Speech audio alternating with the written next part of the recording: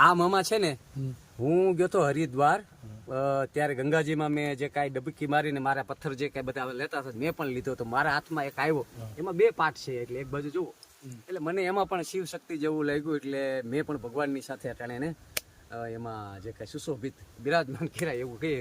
હું માનું છું કે સારી એવી પેલી હોવી જોઈએ, હોસ્પિટલ હોવી જોઈએ, નિશાળ હોવી જોઈએ, એવું હું મારી પ્રાથમિકતા તો એવી જ છે કે આજે મંદિરો તો છે પણ છતાંય કે આપણી સંસ્કૃતિને જે કાંઈ શ્રદ્ધાને વધારો કરવા માટે મંદિરોની પણ જરૂર છે. જરૂર છે ને, અભ્યાસ સાથે જ્ઞાન જરૂર છે.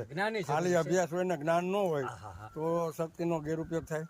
તો આધ્યાત્મિક જીવન થોડુંક હોય અને એની સાથે પૈસો, લક્ષ્મી અને આ જે કઈ ધન દોલત ને હોય એની સાથે સાથે જો સમજણ હોય, આધ્યાત્મિક જીવન હોય તો એ પૈસો સારી જગ્યાએ વપરાય, સેવામાં વપરાય.